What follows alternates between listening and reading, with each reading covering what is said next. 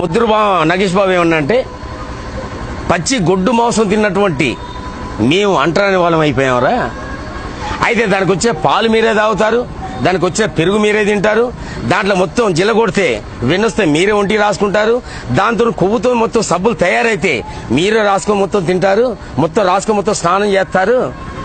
ఈ రోజున ఆ గొడ్డు మాంసంలో ఉన్నటువంటి కాజు నుంచి క్యాప్సూల్ తయారైతే క్యాప్సూల్ మీరే వేసుకుంటున్నారు. అన్ని సమస్త మొత్తం మీరు తింటూ పచ్చిగడ్డి తిన్నటువంటి గొడ్డు మాంసం తింటే మీ మాల మాదిగలు అంటరాని వాళ్ళు అస్పృశ్యమైనారా? అట్లా కాదురా. అంటరానోడికి ఈ దేశానికి ఎన్నుముక్క.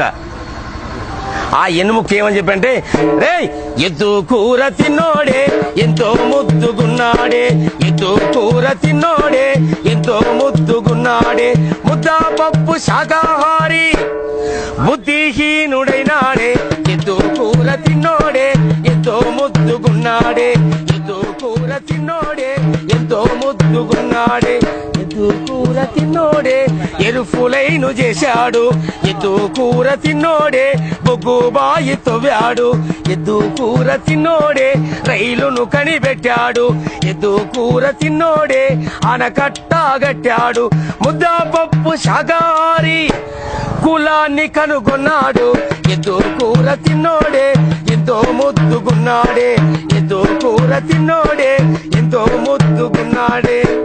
ఇలా అనేకమైనటువంటి దళిత కవిత్వంలో ఉన్నటువంటి పాటలు